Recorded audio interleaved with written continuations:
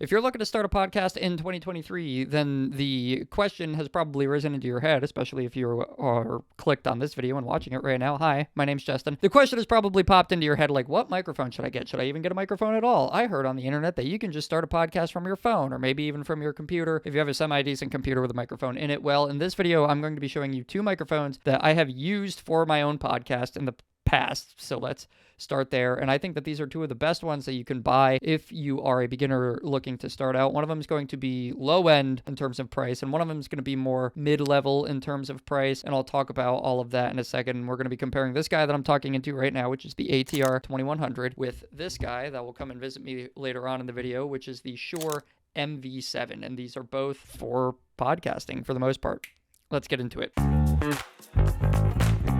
So I want to start the video by talking about the similarities between these two microphones, and then I'll start to really unpack the differences between both of them. But I want to start by being ultra clear that this is a comparison video between the two, but it's not necessarily a which one should you buy. The conclusion is going to be that if you're on a tighter budget, you should look for a used ATR 2100 microphone, or maybe go with the new ATR 2100X. The reason I say not to buy this one new, the one without the X at the end, new, is because I'm not sure that you even can anymore, but you can probably find these used on eBay for $40 or $50, which is a really good price to start at when it comes to microphones, whereas this guy up here is going to cost you about $220 new, or maybe, I don't know, $150. You could find one used or something. I'm just ballparking that. I've never looked for those used, but it's going to be about $224 new. So now that we have price out of the way, I want to talk about the similarities that both of these microphones have. So these are both dynamic microphones with cardioid pickup patterns, and that is what I'd be looking for in a podcast microphone. And here is exactly what that means. So a dynamic microphone is basically the, I don't know if you'd want to say opposite, but it's the other option. It's the alternative to a condenser microphone. A condenser microphone would be something like the Blue Yeti, which you'll see in a lot of YouTubers setups or things like that. And it's those microphones that stand kind of upright, and you might have seen them on old radio shows and stuff, and they usually have like a really wide face. That's a condenser microphone, and those microphones are generally going to sound a lot better because they're ultimately more sensitive. So they're going to sound a lot better in really sound treated areas. So if you actually had a radio station or a music recording studio, or even in your own house, if you have a room that's really well sound treated, then that can be a really good option for a podcast, actually, is picking up a condenser microphone. But those are generally used more in specific scenarios for music recording, maybe for voiceover work where you have a dedicated sound booth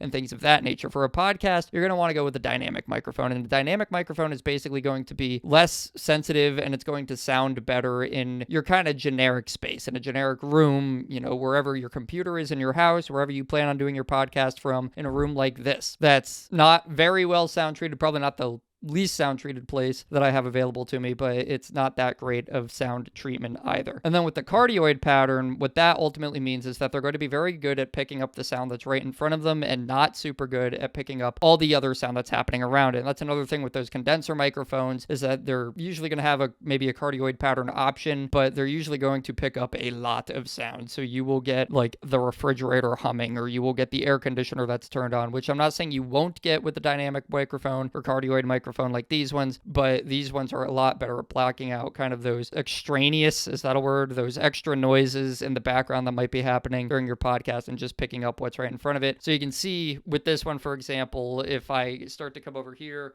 you really start to lose the sound. And then if I come back in front of it, it comes back. And then if I come over here, you really start to lose the sound. If I were to be behind it for some reason, you're not going to be able to hear me that well, and it's ultimately going to be the same thing on the MV7, which we will get to in a bit. Also, the last thing I want to mention for those of you that are just more generally looking at like, what microphone should I buy? These are both going to have just fine sound quality as far as I'm concerned. If you're starting a podcast or even continuing on a podcast, these both work well. I ran podcasts with both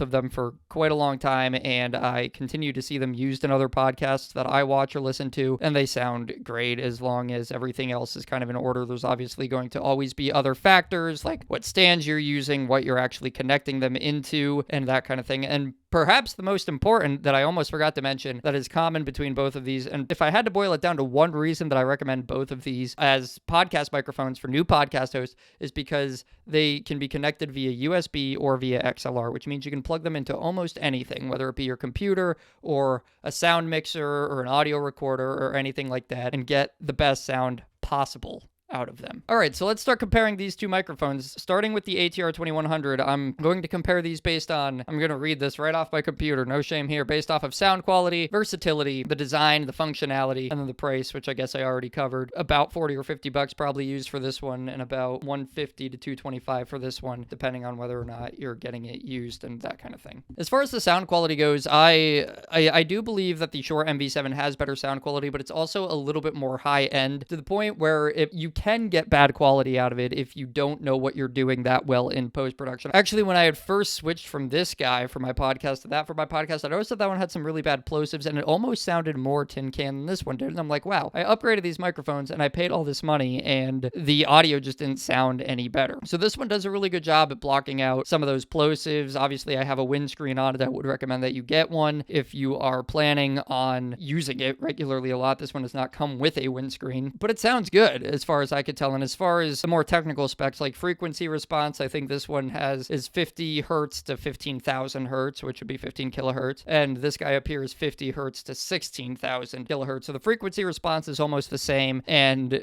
that basically just means, 50 hertz is the lowest pitch that it can pick up, which nobody's voice is going to be down there. And 15 or 16,000 is going to be the highest frequency that it's going to pick up, which nobody's voice is going to be up there either. So for vocals, they're both going to be fine. For dialogue, they're both going to be fine in that regard. For versatility, which one could be used in more situations? I don't know. That's another place where these are actually very similar. And I might almost say that the ATR 2100 can be used in more situations, and it's a little bit easier to hold if you're in a situation where you need to hold the microphone. It's a little bit less awkward to hold this guy than it would be to hold this guy up here, but not too many differences on that front. For design and look, I would say that this one looks a little bit amateur is one of the biggest problems that I have with it, and it's held in by one of these, just generic mic stand type of doohickeys right here that you have to screw on to whatever arm or mounting situation that you have. I do also know that the ATR 2100 is generally a gray microphone, like this one is the ATR 2100X that is still available to buy new, which is surely just an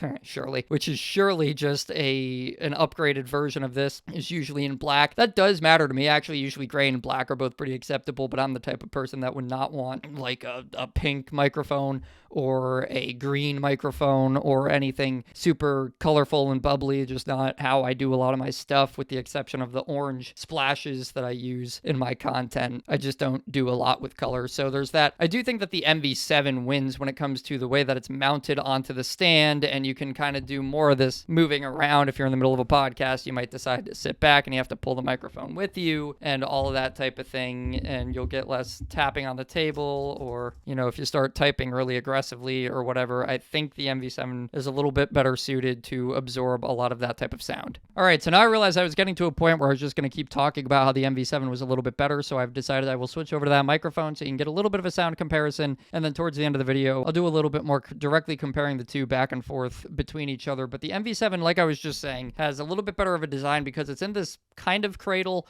that it comes with, and I also think it just overall looks better and looks a little bit more professional. This one does come with a windscreen, so there's absolutely no reason to be using this microphone without a windscreen on it. And it also comes with this little touch control that you have on here, which you can use this to mute and unmute the microphone. You can also use this to control the volume of the microphone and control the volume of your monitoring. I'm monitoring my audio right now through the audio recorder that I have both of these plugged into, but both of these microphones offer you the option to plug headphones into the butt end of the microphone and monitor your audio that way, which can be really useful if you're doing a USB setup of any variety. The Shure MV7 also comes with software that you can use if you're using it via USB, plugging it straight into your computer to use it through Audacity, Audition, or whatever, that you can use to actually control some of the compression and equalization and those types of, I don't even almost want to call them effects. I guess they are effects, but they're not like weird reverb effects and stuff like that. They're just normal effects that you would add. So you can play around with that a little bit and actually make this one sound different or better, hopefully, for most of you right during your recording, which takes some of the burden off of having to be really good at the post-processing of everything. So I think that about covers everything that I actually wanted to get through with this. Is that if you're in the market for a microphone for a podcast and you're just getting started, I would go with one of these microphones. If you have a lower budget, like a really low budget, and you're going for best bang for your buck, the ATR 2100 used is probably the best way to go, as long as you don't get a crappy one or something like that. But if you have a little bit more of a budget and you want your studio to look good right out of the gate and kind of start here, then I would go with the MV7. I think it offers a whole lot, and it's clearly modeled after its big brother, the SM7B, which if you're planning on upgrading in the future, this is probably a good place to start to later upgrade to the Shure SM7B. I'm sure I didn't hit on everything in this video about it, so if there's anything else that you wanted to know about these two microphones, ask away in the comments. And the last thing I'm going to do here is I'm going to run just a little bit of a side-by-side audio test for you guys, just so that you can get a feel for which one sounds better in particular. All right, so here I am as if I was doing a podcast with the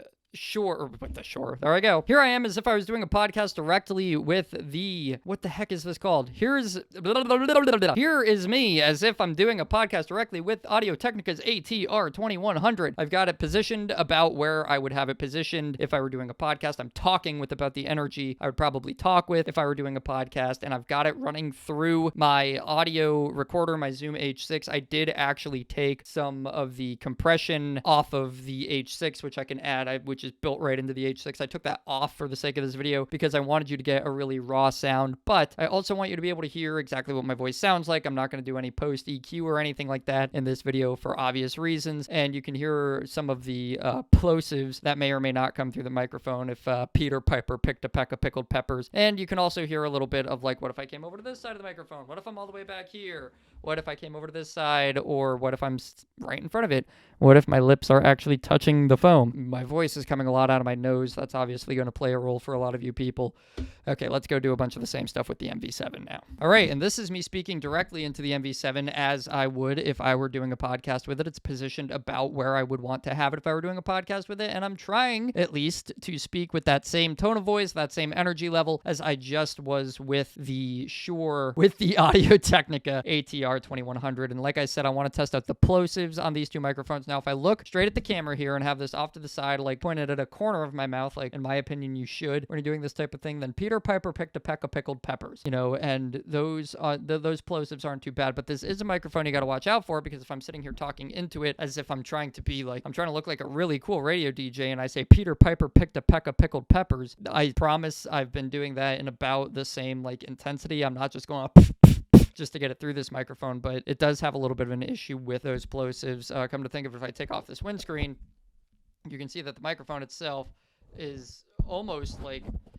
I can feel it through the windscreen. That's something that's different about those higher end microphones, is that they actually have like a little built-in pop filter / windscreen / whatever you want to call it, and then the windscreen on top of it, which keeps the microphone further away from your mouth, which really helps with the plosives. If I were to if I were to sit back here and go Peter Piper picked a peck of pickled peppers, there's not going to be a lot. But if I'm like right up against the mic touching it, then it's going to be Peter Piper picked a peck of pickled peppers. All that air is going straight into the microphone. Doesn't sound as good, but otherwise I want you to hear the tone of my voice and that type of thing too, without EQ and all that, and get a feel for exactly what they sound like. So let me know which one you think sounds the best. Let me know if you're planning on buying either one of them. If I'm smart, I'll leave a link to both of them in the description. I'm honestly not that incentivized to, because I don't do affiliate programs. But that's going to be it for this video, guys, and I hope to see you here. That's going to be it for this video, guys, and I hope to That's going to be it for this video, guys, and I hope to see you here next week.